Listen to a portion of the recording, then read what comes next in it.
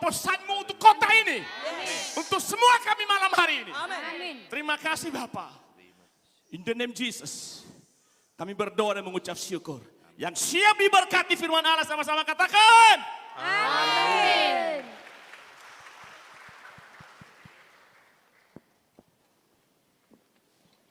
Tes. Terima kasih. Iya, silakan duduk Bapak Ibu yang terkasih. Shalom. Bagaimana kabarnya? Luar biasa. Karena kita punya Tuhan yang malam ini yang datang dari berbagai denominasi gereja. Tepuk tangan buat Tuhan Yesus.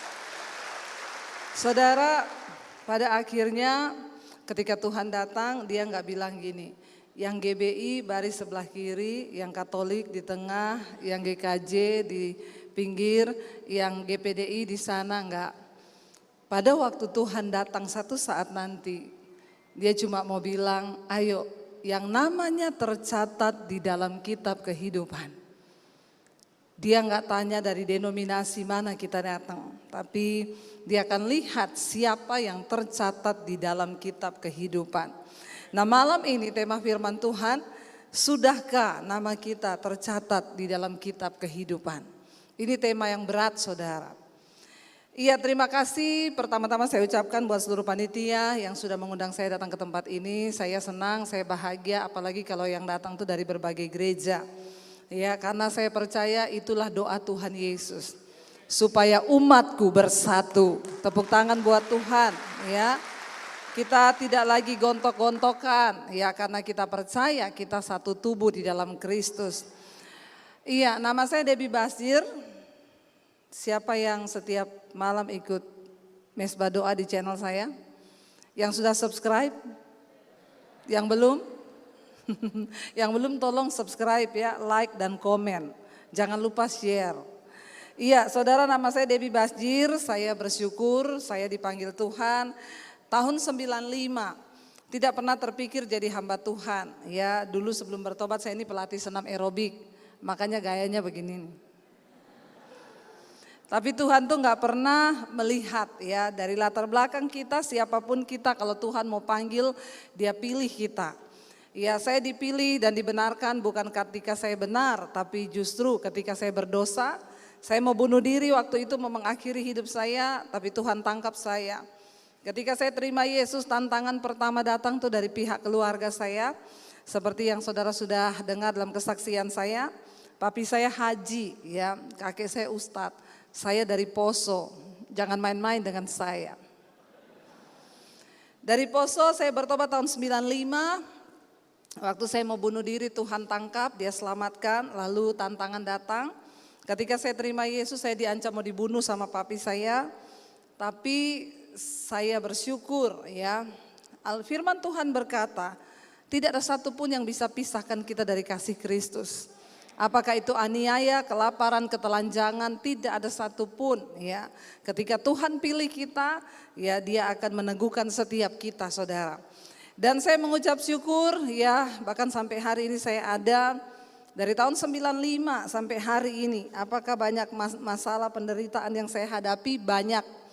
Justru ketika saya ikut Yesus, hidup saya mulai masuk dalam penderitaan.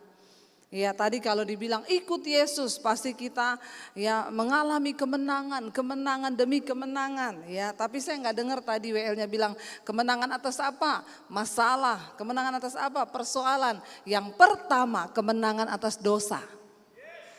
Katakan amin. Kalau kita ada di dalam Kristus, Yesus ada di dalam kita, kemenangan yang pertama yang akan kita alami adalah menang atas dosa.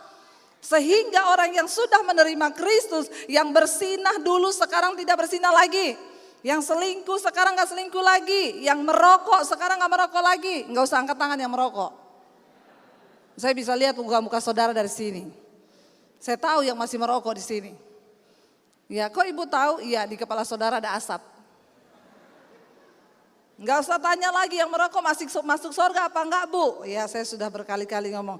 Sedangkan di pom bensin saja tidak diterima. Apalagi di surga. Saudara hari ini kita akan belajar bersama ya bagaimana firman Tuhan itu berkata. Ya saya mengucap syukur saudara sekarang ini pelayanan saya banyak di YouTube. Orang tanya, ibu nggak buka gereja? Di Jakarta jemaat semua WA, ibu gereja di mana? Saya mau ke gerejanya ibu, saya mau pindah gereja, saya mau ke tempatnya ibu. Saya bilang, saya nggak buka gereja saya di YouTube. Ya, kenapa saudara? Saya tidak mau membuat sekarang ini sudah kebanyakan lah gereja. Saya tuh kepengen, jadi sekarang saya tuh diundang ke Makassar, saya diundang ke Toraja, nanti bulan Agustus saya akan ke Makassar, ke Toraja, ada seminar hamba-hamba Tuhan. Saya bersuka cita, kenapa? Kami kumpul dari semua denominasi gereja. Itu kerinduan hati saya. Ya, kalau saudara mau buka gereja, buka yang di pedalaman-pedalaman sana. Yang belum ada gereja, ya, supaya kita membawa Indonesia untuk dimuliakan Tuhan. Jadi sekarang pelayanan saya banyak di YouTube. Saya mengucap syukur mendengar saudara di Sulawesi, di mana orang-orang bertobat. Mereka nggak perlu pindah gereja. Saya bilang, ibu bapak nggak usah pindah gereja, ibu jadi terang di gerejamu. Ya, kalau engkau sudah bertobat, jadilah terang di sana. Bawa teman-temanmu di gereja untuk mengenal Tuhan lebih dan lebih lagi. Dan saya bersyukur sampai saat ini Tuhan percayakan pelayanan ini lewat YouTube saudara. Bahkan apa yang tidak saya pikirkan itu yang Tuhan sediakan. Jemaat saya 550.000 hampir sekarang di YouTube. Ya, dan saya melihat bagaimana Tuhan bekerja bukan hanya di Indonesia sampai ke bangsa-bangsa. Lawatan Tuhan terjadi, bahkan ada ibu-ibu yang berkata, bu suami saya bule. Tapi tiap hari dengerin khotbah ibu, dia pakai Google Translate untuk mendengarkan. Dan dia diubahkan oleh Tuhan. Saudara, saya mengucap syukur. Nah, hari ini tema firman Tuhan adalah, ya, apakah nama kita sudah tercatat di dalam kisah kitab kehidupan? Saya pengen yuk kita buka di Wahyu pasal yang ketiga, saudara. Kalau bicara tentang kitab kehidupan itu adanya di Wahyu, saudara, ya. Wahyu pasal yang ketiga. Firman Tuhan di sana, ya, kepada jemaat di Sardis, ya. Dikatakan di sana ayat yang pertama, dan tuliskanlah kepada malaikat jemaat di Sardis, inilah firman dia yang memiliki ketujuh roh Allah dan ketujuh bintang itu. Aku tahu segala pekerjaanmu, engkau dikatakan hidup padahal engkau mati. Saudara, ini firman Tuhan yang datang. Tuhan bilang begini, aku tahu segala pekerjaanmu. Engkau dikatakan hidup, tetapi engkau mati. Siapa yang bilang mereka mati? Tuhan. Siapa yang bilang mereka hidup? Manusia. Kalau kita baca di terjemahan yang lain, bisa dikatakan people say. Orang-orang berkata, ya. Orang-orang berkata bahwa kamu itu hidup, tetapi aku berkata kata Tuhan bahwa kamu mati. Saudara, jemaat di Sardis ini memang terlihat seperti jemaat gereja yang hidup. Kenapa? Ada kegiatan. Makanya Tuhan berkata, aku tahu segala pekerjaanmu. Setiap minggu mungkin mereka beribadah, ya kayak kita sekarang ada KKR, kalau nyanyi lompat-lompat. Jadi orang pikir itu jemaat hidup. Padahal Tuhan bilang, tetapi kamu mati. Mengerikan gak saudara? Orang-orang melihat kita nih hidup, kekristenan kita hidup. Tiap hari ke gereja. Kalau ke gereja pakai baju putih, pakai celana putih, sepatu putih, kaos kaki putih.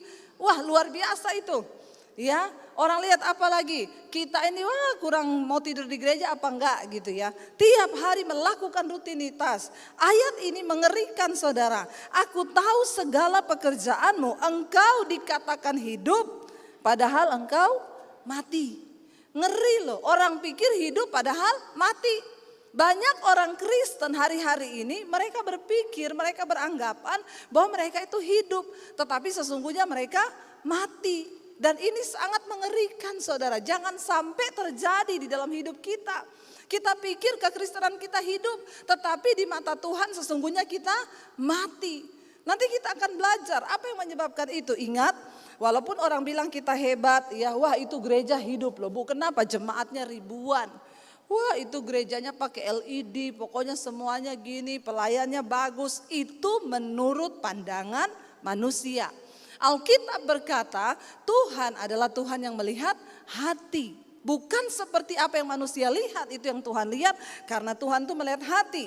Kita akan belajar sama-sama, dikatakan di sana ayat yang kedua apa? Bangunlah dan kuatkanlah apa yang masih tinggal, yang sudah hampir mati. Tapi masih ada yang tinggal. Bersyukur Tuhan bilang ada yang tinggal, yang hampir mati. Adapun yang tertinggal itu pun kata firman Tuhan hampir mati. Kenapa dikatakan hampir mati, saudara? Kekristenan yang sesungguhnya itu yang pertama, waktu kita berjumpa dengan Tuhan, hidup kita itu diubahkan. Ketika engkau berkata engkau Kristen tapi hidupmu enggak berubah, engkau sedang mati walaupun engkau hidup. Engkau berkata engkau Kristen, mungkin melayani Tuhan, mungkin pendeta sekalipun, tetapi kalau hidupmu enggak berubah, itu omong kosong. Jangan tertipu. Ya, makanya firman Tuhan berkata, engkau percaya hanya ada satu Allah saja itu baik, tapi setan juga percaya. Setan percaya, kita percaya. Kalau gitu, kalau orang Kristen level imannya cuma sampai dipercaya, berarti dia satu level sama ya. Setan percaya hanya ada satu Allah saja, kita juga percaya. Nah kalau level iman kita cuma sampai dipercaya, maka kita satu level sama, bilang yang kencang sama, biasa aja keles. Enggak usah sambil melotot sama saya. Ya benar nggak saudara? Ya jadi jangan terlalu pede dulu.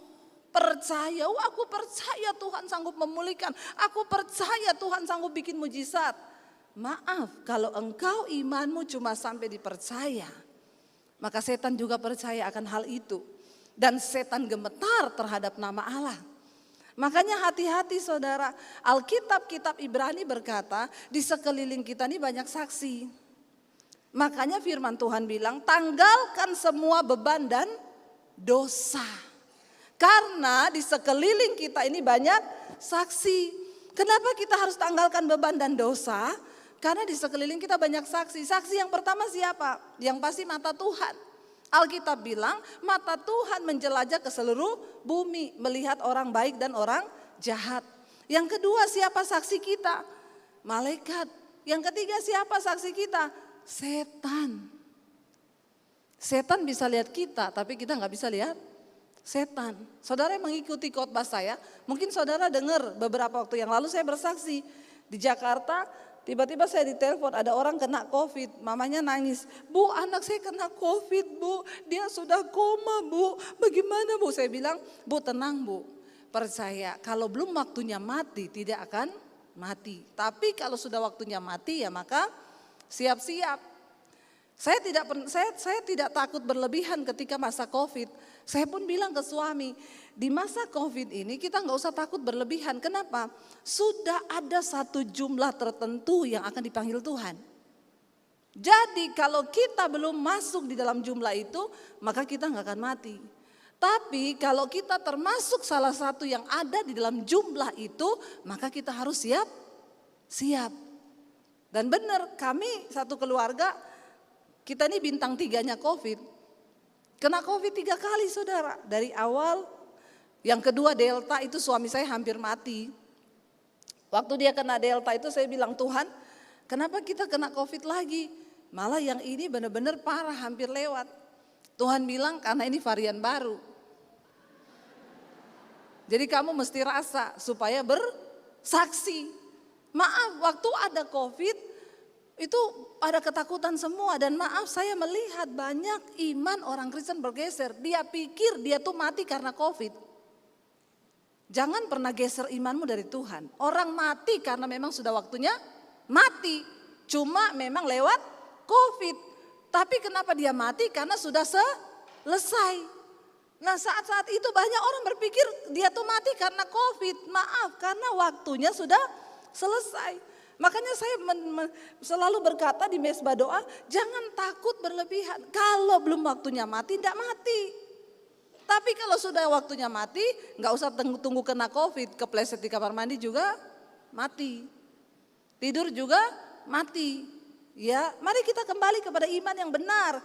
Jadi saudara saya bilang mamanya, Bu jangan takut ya Bu, ya pokoknya percaya kalau belum waktunya mati nggak akan mati. Akhirnya benar 2 hari di ruang ICU lalu dia sadar. Ketika dia sadar itu dia telepon saya, Bu saya puji Tuhan terima kasih buat doanya saya sudah sadar. Sekarang saya sudah pulang, saya sudah bekerja. Tapi Bu sejak saya sadar saya kok bisa lihat setan. Saya lihat setan tuh kayak lihat orang Bu. Saya bilang waduh iya Bu. Saya ini kerja di rumah sakit Bu.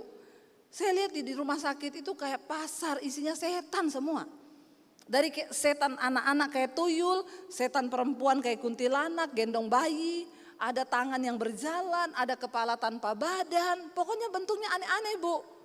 Terus saya bilang, terus kamu takut enggak? Saya enggak takut Bu, tapi enggak nyaman aja, terganggu saya. Setiap hari harus lihat setan terus. Terus dia bilang, dia pergi ke air terjun sama suaminya, di sana juga banyak setan di hutan Bu, ternyata banyak setan. Tapi modelnya setannya aneh, beda sama di kota. Jadi setan di hutan sama setan di kota beda. Ya, yang di kota besar lain lagi setannya, seksi-seksi cantik. Hati-hati bapak-bapak. Ya, hello. Bahaya saudara ya, makanya kuntilanak bilang, aku sama orang Kristen lebih kudus aku. Bajuku panjang sampai di bawah, bolongannya 1 tok di belakang. Orang Kristen udah bajunya pendek, bolong di mana-mana. Jadi kata kuntilanak, Eke bingung yang setan Eke apa ye. Saya berdoa di sini tidak ada setan, amin. Jangan pakai baju bolong-bolong ke gereja. Ya, nanti pendeta susah lagi khotbah saudara. Makanya kadang pendeta tuh lagi khotbah tiba-tiba dalam nama Yesus. Itu pasti ada yang dia lihat itu. Ada kuntilanak di gereja. Tapi di sini tidak ada, amin. Dia bilang saudara, dia bilang aduh Bu yang di curug itu air terjun setannya beda Bu. Ada satu setan berdiri di bawah pohon Bu. Serem modelnya itu makhluk tapi dia banyak tanduk Bu. Dan itu matanya bisa melotot kepada saya. Saya tengking sepanjang jalan di hutan itu saya doa terus dalam nama Yesus. Karena saya lihat semua setan. Kalau kita yang gak bisa lihat kita gak tahu. Tapi Alkitab berkata di sekeliling kita itu banyak roh, makanya firman Tuhan bilang peperanganmu bukan melawan darah dan daging, tetapi melawan roh-roh jahat di udara, penghulu-penghulu di udara, penguasa-penguasa di udara. Saya bilang setan di curug sama di kota memang beda, di curug itu bentuknya makhluk, karena itu roh-roh teritorial juga, penguasa di situ. Makanya saudara kalau kemana-mana berdoa, jangan cuma foto-foto toh. Ya akhirnya setan udah gak digubris saudara. Kata setan kayaknya lebih setan dia daripada saya. Ya malah setan sekarang diajak selfie kan. Orang kalau foto ada setan seneng, fotonya viral kan. Ada penampakan di belakang. Ya dia lagi syuting gitu, ada penampakan di belakang. Itu nanti videonya banyak yang nonton. Makanya sekarang banyak yang bikin kuntilanak-kuntilanak palsu ya untuk demi konten. Kata setan sudah tidak ada tempat aman di dunia ini. Dia sembunyi di gudang-gudang tua, dicari sama orang bawa kamera saudara. Demi konten. Ya makanya setan bilang, aduh ya Tuhan saya sudah gak mau lagi di dunia. Kenapa? Manusia lebih setan dari setan. Tapi di sini gak ada setan. Akhirnya dia bilang, dia ngomong sama saya, Bu saya itu kalau lihat orang Bu, saya bisa tahu loh orang ini auranya, orang ini bukan aura ya. Di belakang itu kayak ada sinar Bu. Kalau orangnya itu memang tidak hidup dalam kebenaran, itu gelap. Tapi kalau orang itu benar, dia terang Bu. Saya juga nggak tahu kenapa saya bisa lihat itu. Bahkan saya pernah melihat ada seorang laki-laki Bu, dia jalan itu diganduli sama makhluk. Makhluk itu kepalanya perempuan, tapi badannya kodok. Saya bilang kalau di Alkitab tuh kodok lambang roh persinahan. Dia bilang iya Bu. Lalu dia bilang ibu saya mau didoakan tutup, biar ditutup saya nggak mau lihat-lihat setan Bu. Saya bilang sebenarnya kamu kalau nggak terganggu, pakai itu untuk karunia doa pelepasan. Nanti saya ajak dia datang ke sini biar dia lihat mana yang ada kodok-kodok ini orang-orang ini. Biar dia tahu bapak-bapak yang diganduli kodok di kaki ini mana. Karena banyak orang di gereja itu diganduli kodok. Tiap hari nonton film porno, nggak usah angkat tangan. Hello? Ya, melakukan kenajisan, persabulan. Ya itu banyak, tapi dia bilang saya nggak mau Bu, Ibu tolong doakan. Akhirnya kami berdoa dan Roh Kudus benar-benar bekerja. Saya bilang kalau itu bukan dari Tuhan biar Tuhan menutup, dan puji Tuhan dia bilang sekarang udah nggak lihat-lihat lagi. Tapi apa yang saya tarik saudara, benar kitab Ibrani bilang hati-hati dengan hidupmu, di sekelilingmu itu banyak saksi. Saksi yang pertama Tuhan, yang kedua malaikat, yang ketiga manusia, yang keempat setan. Jadi kalau engkau kelihatan hidup di gereja, melayani di mimbar, jadi pendeta, WL, singers, gembala sekalipun, tapi kalau hidupmu tidak melakukan firman, maaf saudara ya, setan melihat itu. Dan inilah yang dimaksud Tuhan, orang berkata kamu hidup, tapi sesungguhnya kamu mati. Mati apanya? Mati rohaninya. Mati imannya. Jemaat yang ada di Sardis, dia bilang di sana firman Tuhan berkata, bangunlah dan kuatkanlah apa yang masih tinggal, yang sudah hampir mati. Ya, di sana dikatakan sebab tidak satu pun dari pekerjaanmu aku dapati sempurna di hadapanku. Coba saudara, kita sudah melakukan banyak hal di dalam kekristenan. Tapi ternyata Tuhan bilang semua pekerjaanmu itu tidak berkenan di hadapanku. Ayat yang berikutnya dikatakan, karena itu ingatlah bagaimana engkau telah menerima dan mendengarnya, turutilah itu dan bertobatlah. Karena jika engkau tahu pada waktu manakah aku tiba-tiba datang kepadamu, ya dikatakan sana, karena jikalau engkau tidak berjaga-jaga, aku akan datang seperti pencuri dan engkau tidak tahu pada waktu manakah aku tiba-tiba datang kepadamu. Jadi di sini Tuhan menekankan bangun imanmu yang masih ada, yang hampir mati, kuatkan lagi. Kenapa? Karena kamu nggak tahu kapan aku datang. Tuhan datang seperti pencuri. Artinya apa? Nggak ada tandanya. Nggak ada pencuri mau datang itu telepon dulu saudara. Bu, saya nanti malam mau datang nyuri di rumah ibu ya. Ibu tolong siap-siap. Nggak ada. Yang namanya pencuri datang di saat orang merasa rumahnya aman, nggak ada apa-apa. Di saat itulah pencuri datang. Bahkan kita nggak tahu. Saya pernah kemasukan pencuri di rumah. Kita nggak ada yang tahu. Waktu kita bangun, udah hilang semua, HP hilang, laptop hilang, semua hilang. Baru kita periksa, oh jendelanya dijebol. Itu pencuri datang, nggak ada yang tahu. Tuhan bilang kamu nggak tahu aku kapan datang. Makanya bangun imanmu yang hampir mati, kuatkan lagi, berjaga-jaga dan bertobatlah. Kekristenan tanpa pertobatan itu akan menjadi kematian di hadapan Tuhan. Lalu dikatakan di sana Tuhan berkata begini saudara. Tetapi di Sardis ada beberapa orang yang tidak mencemarkan pakaiannya. Mereka akan berjalan dengan aku dalam pakaian putih karena mereka adalah layak untuk itu.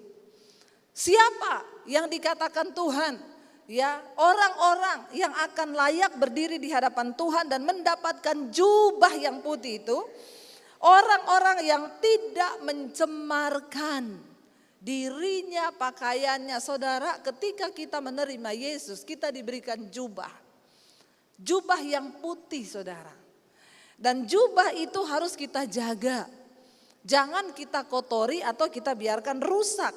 Ayat ini berkata, tetapi di Sardis ada beberapa orang yang tidak mencemarkan pakaiannya. Mereka akan berjalan dengan aku dalam pakaian putih karena mereka adalah layak untuk itu. Ayat yang kelima, barang siapa menang ia akan dikenakan pakaian putih yang demikian.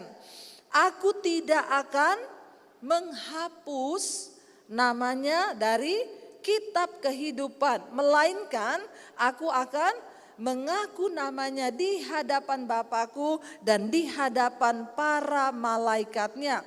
Siapa bertelinga hendaklah ia mendengarkan apa yang dikatakan Roh kepada jemaat-jemaat. Ayat yang tadi berkata ayat 5, barang siapa menang ia akan dikenakan pakaian putih yang demikian.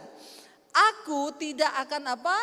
Menghapus namanya dari Kalau Tuhan berkata aku tidak akan menghapus, berarti ada kemungkinan dihapus enggak? Ada. Makanya jangan punya prinsip sekali selamat tetap selamat. Kita menerima keselamatan itu bukan karena usaha kita. Semua karena perbuatan Tuhan, bukan karena perbuatan baik kita. Tidak ada seorang pun yang dapat menyelamatkan diri. Itu awal ketika kita terima Yesus. Saya pertama kali terima Yesus bukan karena saya baik. Justru karena saya berdosa, justru karena saya hancur. Cuma sebuah iman yang kecil ketika saya berdoa waktu saya mau bunuh diri. Saya cuma bilang ini, Tuhan, saya tahu ada Tuhan yang menciptakan saya. Siapa engkau sebenarnya? Dari kecil papi saya udah bilang sama saya, dengar ya, kamu jangan berteman sama orang Kristen. Apalagi pacaran sama orang Kristen. Kalau kamu sampai menikah dengan laki-laki Kristen, lebih baik papi masuk penjara, papi bunuh kamu supaya kamu tidak bikin malu keluarga. Dari kecil saya sudah ditanamkan tidak boleh dekat-dekat sama orang Kristen. Jadi saya nggak berani saudara lirik sama cowok Kristen atau jatuh cinta sama laki-laki Kristen. Padahal yang ganteng-ganteng itu cowok Kristen. Amin. Kalau bertobat. Kalau nggak bertobat sama juga, ya itu tadi temennya. Saudara, akhirnya saya nggak pernah berniat untuk jatuh cinta sama laki-laki Kristen. Jadi banyak yang tanya, Bu, ibu jadi Kristen kenapa? Karena menikah dengan suami? Enggak. Saya bertobat tahun 95. Saya diusir dari keluarga saya tahun 96 ketika ketahuan saya jadi Kristen. Akhirnya saya bertobat, saya terima Yesus, singkat cerita. Saya ke gereja, saya pakai baju senam. Saya bohong sama keluarga saya bilang saya mau senam. Karena papi saya punya pedang panjang 1,5 meter di bawah kolong tempat tidur. Dia punya keris, dia punya pistol. Jadi saya ketakutan tiap hari. Kalau dia tahu saya jadi Kristen, malam itu singkat cerita, ketika saya mau bunuh diri saya bertanya, Tuhan engkau adakah? Kalau memang Tuhan itu ada, siapa engkau sebenarnya? Tunjukkan dirimu kepada saya. Malam itu Tuhan menunjukkan dirinya kepada saya dilawat Tuhan, saya nangis, saya merasa menjadi orang yang paling berdosa malam itu. Dan ketika malam itu saya dijamah Tuhan, gak ada pikiran bunuh diri lagi. Yang ada di benak saya hanyalah aku pengen kenal siapa Tuhan Yesus. Lalu saya cari gereja. Saya pakai baju senam, saya datang ke gereja, saya dikasih Alkitab. Saya bawa pulang Alkitab saudara. Saya baca Alkitab satu hari itu 6 sampai 7 jam. Saya baca Alkitab di kamar mandi, saya baca Alkitab di kamar saya baca Alkitab. Iman bertumbuh di dalam aniaya dan pembacaan firman Tuhan. Saya baca Alkitab saudara, saya renungkan firman Tuhan, terima kasih Pak. Dan akhirnya iman saya mulai bertumbuh, saya diubahkan, setiap firman yang saya baca saya berusaha untuk melakukan. Saya diubahkan Tuhan semuanya sampai ke cara berpakaian saya. Saudara bayangkan dulu saya pelatih senam. Ya pelatih senam itu semakin seksi makin bangga. Tapi ketika saya terima Yesus, saya tahu tubuh saya adalah bait Allah, bait Roh Kudus. Saya tidak boleh sembarangan. Saya mengerti banyak hal, lalu saya diubahkan Tuhan. Lalu akhirnya tahun 96 ketahuan sama papi saya, dia bilang, papi tahu sekarang kamu jadi Kristen. Makanya ya, akhir-akhir ini papi lihat kamu jadi aneh. Semua orang yang menjadi Kristen pasti akan jadi. Halo? Memang harusnya orang yang bertobat menerima Yesus akan jadi aneh. Pertanyaan saya, sudah anehkah saudara? Halo, kenapa aneh? Yang tadinya pemarah jadi peramah. Yang tadinya pelit, melitit. Waktu terima Yesus jadi pemurah, suka memberi. Yang tadinya merokok, terima Yesus nggak merokok lagi. Yang tadinya pemabok, terima Yesus nggak mabok lagi. Yang tadinya tukang keluar malam, dugem. Itu saya dulu, ketika terima Yesus nggak mau saya pergi-pergi di rumah. Kenapa? Apa yang dulu kuanggap keuntungan, sekarang kuanggap rugi. Karena pengenalan akan Yesus Kristus Tuhanku itu lebih mulia daripada segala-galanya. Setiap hari saya cuma baca Alkitab, itu pun sembunyi di kamar mandi. Takut ketahuan saudara. Tapi iman saya semakin bertumbuh. Nggak ada pikiran jadi pendeta. Saya nggak kepengen jadi pendeta. Tapi saya baru tahu sekarang, memang itu adalah panggilan. Ya, Jadi hamba Tuhan itu panggilan, bukan karena kita yang mau, tapi Tuhan yang pilih. Ketika kita menyerahkan hidup, ya, maka Tuhan pilih kita, saudara. Dan akhirnya saya mulai bertumbuh dalam iman. Ketahuan papi saya bilang, siapa yang paksa kamu jadi Kristen? Kamu tunjuk tetangga mana yang pengaruhin kamu jadi Kristen? Atau kamu punya pacar orang Kristen? Saya bilang, enggak papi.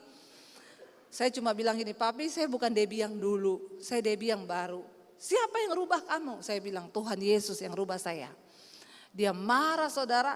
Dia bilang, papi udah bilang ya, kamu jangan main-main. Papi bunuh kamu. Papi kalau bunuh kamu, papi masuk surga dapat pahala. Saya cuma nangis waktu itu, tapi saya terus bertumbuh di dalam iman. Singkat cerita, tahun 96 saya dipanggil papi saya. Papi saya bilang, papi udah gak bisa paksa kamu. Papi lihat, sekalipun papi pasung kamu gak boleh keluar. Tapi papi tahu kamu masih berdoa kepada Tuhanmu. Jadi sekarang kamu pilih. Kalau kamu tetap mau jadi Kristen, kamu tinggalkan keluarga dan jangan anggap kamu punya apa-apa di rumah ini. Tapi kalau kamu mau kembali, papi terima kamu sebagai anak. Saya tinggalkan keluarga saya malam itu dengan bercucuran air mata. Ketika saya masuk ke kamar, saya bilang, Tuhan, saya tidak punya pilihan. Teguhkan apa yang harus saya lakukan. Saya baca Alkitab, dapatnya langsung, berbahagialah kamu. Jika karena namaku kamu meninggalkan ayahmu, ibumu, rumahmu, ladangmu, pekerjaanmu atau apa saja. Karena engkau akan memperolehnya lipat kali ganda. Saya bercucuran air mata, saya menangis malam itu. Saya tinggalkan keluarga saya pamit sama mami sama papi saya. Sampai papi saya menangis berlutut di bawah kaki saya, dia cium kaki saya. Debbie, papi merendahkan diri, kembali kamu. Saya bilang, tidak Pap.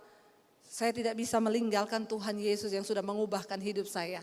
Saya tinggalkan keluarga saya malam itu tahun 96. Dari kota Poso saya ke kota Palu. Di kota Palu saya tinggal di kos-kosan dengan sepupu saya. Untuk bisa dapat makan, bukan digaji. Di situ saya cuci baju anak kos, saya nyetrika, saya ngepel. Tuhan hancurkan semua kesombongan saya. Di rumah saya ada pembantu beberapa orang. Saya tidak pernah melakukan hal-hal itu, tapi ketika saya ikut Yesus, hidup saya masuk dalam penderitaan. Makanya di sini saudara, kalau saudara belum menderita, belum dianiaya, saya doakan supaya saudara menderita. Bilang amin. Jangan ketawa, amin. Kenapa? Penderitaan itu bagus bagi iman kita. Penderitaan akan membuat kita tahu siapa Tuhan yang kita sembah. Penderitaan akan mematikan kedagingan kita. Penderitaan akan membuat kita belajar bagaimana kita ini hidup mengandalkan Tuhan. Saya tinggalkan semuanya. Mulai terima Yesus, hidup saya saudara masuk di dalam proses demi proses. Tapi saya berjalan bersama dengan Tuhan. Saya cuma bilang, saya tidak akan pernah meninggalkan Engkau Tuhan Yesus. Kenapa? Karena saya tahu nama saya tercatat di dalam kitab kehidupan. Saudara, kita ikut Yesus bukan supaya engkau tidak ada masalah. Engkau ikut Yesus bukan supaya cuma masalahmu dapat jalan keluar. Dengar baik-baik, begitu banyak orang Kristen kecewa kepada Tuhan. Karena dia bilang, Bu saya sudah berdoa lama, masalah saya gak dijawab-jawab. Saya bilang, kalaupun Tuhan gak jawab sampai mati, kenapa? Kita ikut Tuhan bukan supaya masalah kita selesai. Apa alasan ibu ikut Tuhan? Karena kita ada di dunia yang penuh dengan masalah. Kita ikut Yesus supaya kita dapat kekuatan untuk menanggung masalah itu. Bahkan sekalipun tidak menjawab, Tuhan tidak menjawab. Jaminan pasti kita ikut Yesus itu apa? Kekekalan yang akan kita terima.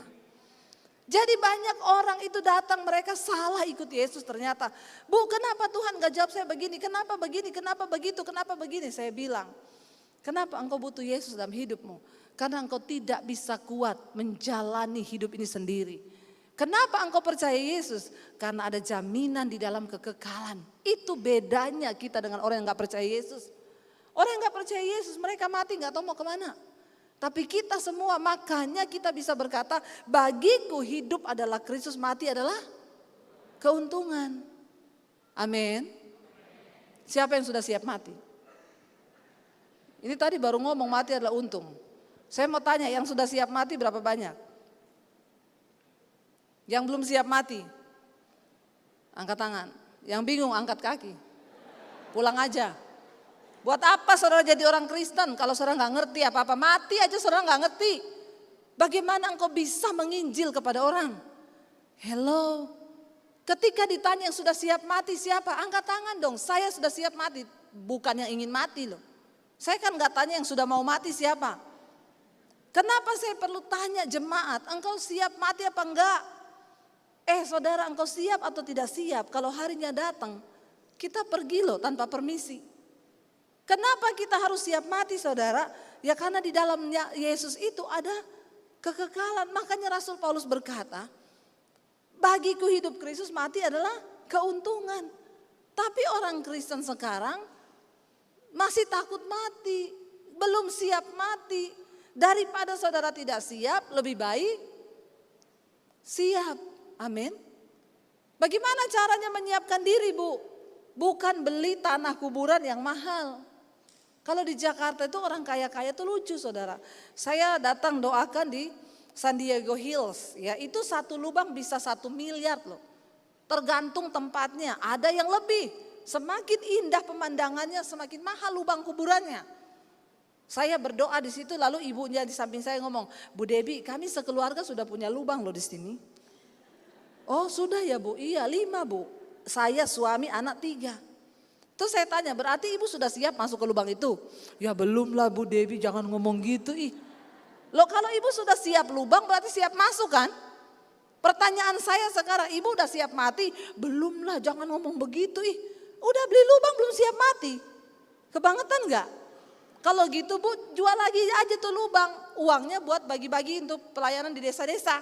Ngapain beli lubang 1M, 5 lubang 5M? Buat apa tuh duit, cuma jadi tanah di situ. Saya bilang, Bu, mempersiapkan diri masuk kepada kematian bukan beli lubang yang mahal. Bukan siapin peti yang mahal. Bagaimana engkau mempersiapkan hidup menuju kepada kematian, hidup yang kekal? Hidup dalam pertobatan. Kalau hari ini engkau masih punya kepahitan di hati, lepaskan kepahitan itu. Jangan engkau pegang terus, tapi Bu, dia nyakitin saya kebangetan loh Bu. Saya simpan ini 30 tahun saya gak bisa lupa. Bodoh. Itu yang Tuhan bilang kamu mati. Ke gereja puluhan tahun, tapi tetap simpan kepahitan. Buat apa? Orang itu kalau simpan kepahitan mudah terluka, mudah kecewa, baper, koper, bagasi. Ya enggak? Apa itu baper? Bawa perasaan. Diomongin dikit tersinggung, baper. Terluka saya, tersinggung sama omongannya, pret. Ya, baper, apalagi koper, korban perasaan. Jadinya bagasi, bahagia enggak, sedih iya. Banyak orang Kristen saya dapati begini. Makanya dari cara omongnya, dari cara ininya, saya dulu pernah saudara, ada ibu-ibu Bu Debbie, nanti ibu doakan saya ke rumah bisa enggak? Rumah saya alamatnya ini nih. Oke, saya datang. Datang saya tanya, Bu, dibukain sama ibu-ibu. Bu, benar di sini rumahnya ibu ini? Dia bilang, iya. Ada perlu apa? Itu kakak saya. Oh, saya ini mau mendoakan, diminta datang ke sini untuk mendoakan ibu itu. Oh, situ apa? Pendeta? Iya, sini pendeta. Masuk, duduk. Saya duduk saudara. Saya pikir nih orang menakutkan sekali ya. Tapi saya tahu orang model begini hatinya ini banyak luka. Saya duduk, dia bilang, situ pendeta berarti? Iya Bu. Berarti situ punya kuasa? Waduh, kuasa apa ya? Maksudnya ibu, situ bisa baca saya enggak? Dalam hati saya kalau ada tulisannya saya baca Bu. Emang saya dukun. Saya bilang maksud ibu baca apa ya? Situ baca saya, kan situ pendeta kan? Ya kalau ibu suruh begitu maaf ya Bu, saya mesti ngomong sama ibu ya. Saya agak menjauh sedikit saudara, karena ini orang sakit jiwa. Orang itu simpan kepahitan, marah itu sakit jiwa. Tapi baru dia punya kadarnya, levelnya masih sedikit, stadiumnya awal. Tapi itu udah sakit jiwa. Lalu saya agak menghindar sedikit, saya bilang maaf ya Bu, kalau ibu suruh saya baca ibu, ya kayaknya ibu banyak terluka ya. Ibu banyak kekecewaan di hati, banyak kepahitan. Saya sambil berdoa dan berjaga-jaga saudara.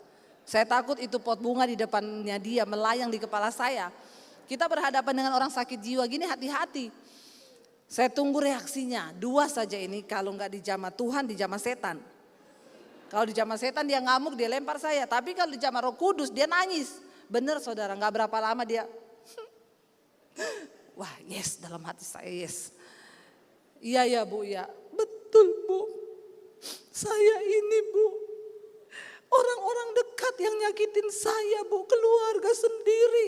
Nah kebuka kan. Akhirnya saya mulai mendekat. Lalu saya mulai pegang belakangnya, saya elus-elus. Bu, Tuhan tahu Ibu menghadapi semua itu. Tapi datang kepada Tuhan, lepaskan pengampunan Bu. Semua yang Tuhan izinkan terjadi, wah tambah nangis dia saudara. Jadi kakaknya masih mandi, dia jadi pasien pertama saya. Nangis, iya Bu, saya doakan, saya peluk dia nangis. Dan mungkin selama ini gak ada yang peluk. Karena orang model begini gak ada mau bergaul. Modelnya siapa? Siapa? Nah, siapa yang mau berteman kayak gini? Kayak anjing galak kan? Terus akhirnya saya belai-belai, dia mulai nangis. Saya doakan. Puncaknya saya doakan, dia nangis, dia teriak saudara. Tuhan jamah hatinya Bapak, balut dengan kasih-Mu. Cabut segala kekecewaan, kebencian. Nangis teriak, bebannya plong. Begitu selesai nangis, dia senyum. Dia tanya, Ibu pendeta namanya siapa ya? Berubah saudara. Sekarang ibu namanya siapa ya Bu? Padahal kan tadi dia bilang situ pendeta. Saya bilang iya sini pendeta. Jadi waktu dia tanya ibu namanya siapa? Saya bilang situ. Nah, kalau gitu saya jadi sakit jiwa dong. Saya bayar, Bu saya namanya Debbie. Oh iya terima kasih ya Ibu Debbie ya. Luar biasa ya. Ibu mau minum apa? Kopi mau enggak? Karena dia tanyanya begitu saya bilang boleh Bu kopi Bu. Coba kalau ditanya minum apa? Jangan jawab saudara. Nanti datang kopi pakai sianida. Maka matilah kau. Kenapa ada orang bikin kopi dikasih sianida? Karena dia bikin kopi dengan hati yang terluka. Suami-suami hati-hati, jangan sering-sering lukai hati istrimu. Dulu ada bapak-bapak istri datang sama saya, Bu Debbie, suami saya selingkuh terus Bu. Saya pernah mau bikinin dia jus, kan tiap pagi saya bikinin dia jus ya Bu. Pernah mau saya kasih racun loh Bu. Ibu jangan begitu Bu, nanti Ibu masuk penjara loh. Iya makanya saya nggak jadi Bu, nggak jadi. Tapi Bu, tiap pagi sekarang saya bikinin dia jus, saya kasih insulin. Suami Ibu ada sakit gula? Enggak. Terus kenapa Ibu kasih insulin? Tapi Bu satu kali dia pingsan Bu. Dokter datang ke rumah, kata dokter, Bapak ini nggak ada sakit gula kan? Enggak, tapi kok dalam darahnya banyak insulin ya? Saya takut Bu di situ untuk nggak ketahuan Bu. Saya bilang Ibu bertobat, jangan lakukan begitu. Ibu lebih baik Ibu doakan suami. Oh iya sekarang saya doakan terus kok Bu. Saya doa gini, Tuhan cabut nyawanya. Waduh, ini lebih mengerikan lagi. Kenapa ada ibu-ibu yang berdoa begitu? Karena dia berdoa dengan hati yang Kalau orang hati terluka, namamu tercatat nggak di kitab kehidupan? Sorry loh, di bukunya RT RW aja mungkin gak kecatat loh. Saking jengkelin. Orang model begini mesti bikin masalah. Ya marah, kecewa, ketemu, tersinggung. Makanya saudara kalau kenal ada orang begitu coba didoakan. Ya dipancing, pasti ada kepahitan. Saudara mari kita jaga hidup kita supaya nama kita tercatat dalam kitab kehidupan. Saya minta coba kita buka Wahyu pasal yang ke-7. Habis ini kita selesai. Wahyu 7, siapa orang-orang yang berhak mendapatkan pakaian putih itu? Wahyu pasal yang ke-7 kita mulai baca ayat yang ke-9. Orang banyak yang tidak terhitung banyaknya. Kita baca sama-sama ayat yang ke-9 Wahyu 7. Kemudian daripada itu aku melihat sesungguhnya suatu kumpulan besar orang banyak yang tidak terhitung banyaknya dari segala bangsa dan suku dan kaum dan bahasa berdiri di hadapan tahta dan di hadapan anak domba memakai jubah putih dan memegang daun-daun palem di tangan mereka dan dengan suara nyaring mereka berseru, keselamatan bagi Allah kami yang duduk di atas tahta dan bagi anak domba. Ayat yang berikutnya, dan semua malaikat berdiri mengelilingi tahta dan tua-tua dan keempat makhluk itu. Mereka tersungkur di hadapan tahta itu dan menyembah Allah. Sambil berkata, amin, puji-pujian dan kemuliaan dan hikmat dan syukur dan hormat dan kekuasaan dan kekuatan bagi Allah kita sampai selama-lamanya. Ayat yang berikutnya. Dan seorang dari antara tua-tua itu berkata kepadaku, siapakah mereka yang memakai jubah putih dan dari manakah mereka datang? Jubah putih itu dipakai tadi kita sudah baca oleh orang-orang yang namanya tercatat di dalam kitab kehidupan. Yang namanya tidak akan pernah dihapus dari kitab kehidupan. Siapa mereka? Maka kataku kepadanya, Tuanku, Tuhan mengetahuinya. Ya. Lalu ia berkata kepadaku, mereka ini adalah orang-orang yang keluar dari kesusahan yang besar dan mereka telah mencuci jubah mereka dan membuatnya putih di dalam darah anak domba. Karena itu mereka berdiri di hadapan tahta Allah dan melayani Dia siang malam di bait sucinya. Dan Ia yang duduk di atas tahta itu akan membentangkan kemahnya di atas mereka. Mereka tidak akan menderita lapar lagi dan dahaga lagi.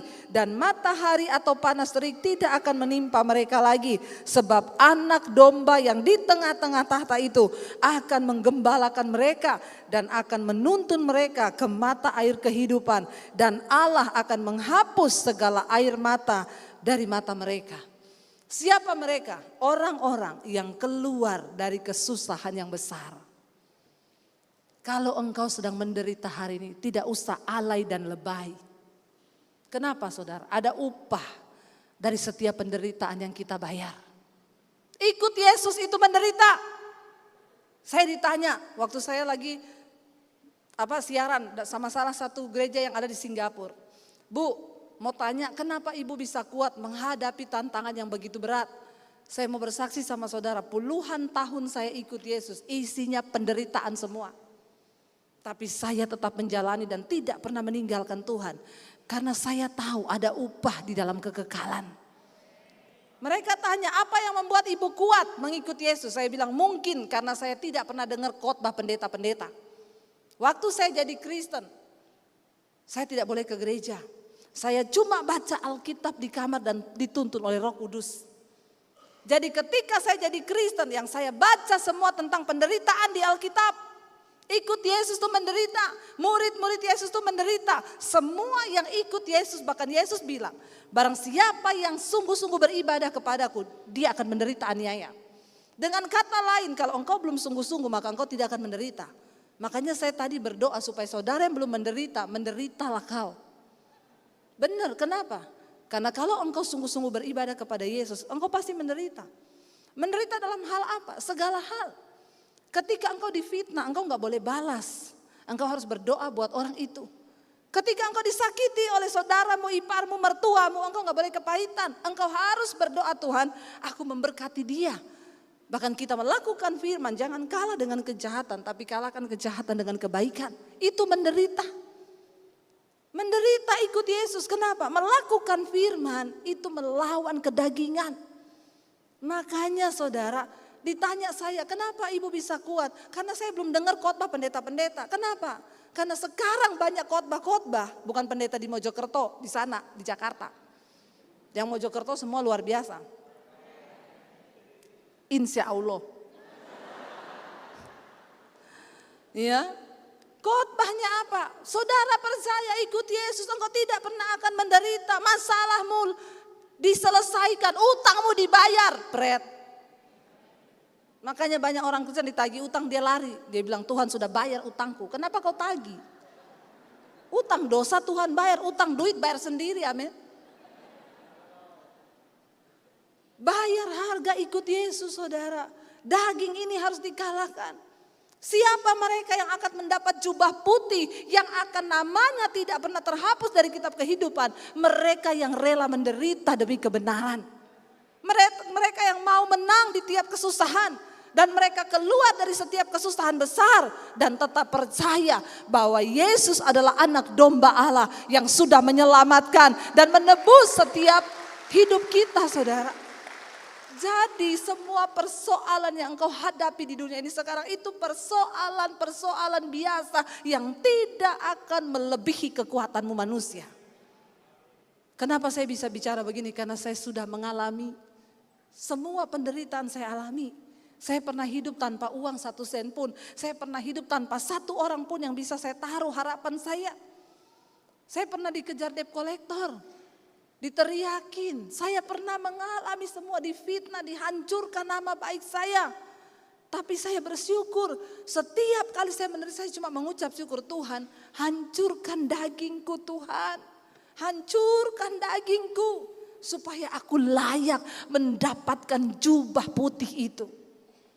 Jangan engkau kotori jubah itu karena kenajisan, karena percabulan, karena perselingkuhan. Saya mau bicara sama saudara dari mimbar ini. Jaga hidupmu di dalam kekudusan. Sebab Tuhan kita Tuhan yang kudus. Tanpa kekudusan tidak mungkin kita berkenan kepada Tuhan. Mari kita hidup sungguh-sungguh kepada Tuhan. Mari kita menghormati darahnya. Mari kita berjuang sampai pada akhirnya. Supaya nama kita ada tercatat di dalam kitab kehidupan. Mari kita bangkit berdiri bersama. Terima kasih Tuhan. Kita naikkan pujian kudus, kuduslah, kuduslah Tuhan. Biar kita hormati kekudusan Tuhan malam ini saudara. Apapun penderitaan yang kau alami hari ini, katakan Tuhan kami mau keluar dari setiap kesusahan kami. Orang-orang ini adalah orang-orang yang berhasil keluar dari kesusahan mereka. Hari ini jangan ada satupun dari kita yang mundur dari iman kita. Tetap pegang iman itu, tetap percaya kepada Yesus. Bahkan ketika engkau berjuang keluar dari dosa, itu juga adalah kesusahan yang besar mengalahkan daging. Mungkin hari ini saudara masih terikat dengan kemarahan, saudara terikat dengan kepahitan, saudara terikat dengan kenajisan, percabulan, perselingkuhan. Datang kepada Tuhan malam ini. Bilang Tuhan kami mau, sekalipun kami menderita, kami mau berusaha untuk mengejar perkenanan Tuhan. Mari buka hati dan tanganmu di hadapan Tuhan. Kudus, kuduslah, kuduslah Tuhan. Kami bawa hidup kami Tuhan, kami hargai kekudusan Tuhan. Kudus, kuduslah, kuduslah Tuhan, Allah semesta alam. Kudus, kuduslah, kuduslah Tuhan. Surga bumi menyembah-Mu. Kudus, kuduslah, kuduslah Tuhan, Allah semesta alam. Kudus, kuduslah, kuduslah Tuhan, surga bumi menyembah. Katakan dari awal. Ku datang Tuhan dalam hadirat-Mu, berhiaskan kekudusan. Seluruh surga sujud menyembah-Mu. Ku tersungkur dan berseru, kudus, kuduslah, kuduslah Tuhan, Allah semesta alam. Kudus, kuduslah, kuduslah Tuhan, surga bumi menyembah. Mari tutup mata dalam hadirat Tuhan saudara. Pandang kekudusan Tuhan malam ini. Hanya orang-orang yang memakai jubah kekudusan, yang memakai jubah putih dan menjaga jubah itu sampai Tuhan datang kelak. Merekalah yang namanya tidak akan pernah dihapus dari kitab kehidupan. Katakan malam ini, Tuhan ajar kami untuk menjaga jubah itu yang sudah Tuhan berikan kepada kami. Bahkan jadikan kami menjadi orang-orang yang keluar dari kesusahan yang besar. Kami tidak ingin jadi orang Kristen yang bersungut-sungut, yang gampang menyerah. Kami mau berkata malam ini, Tuhan, beri kami kekuatan.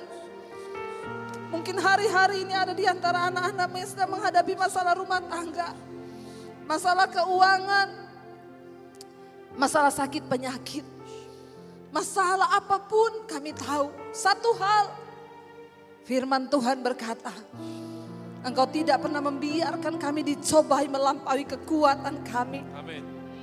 Karena itu Tuhan, berikan kami kekuatan untuk menanggung semua yang kami alami.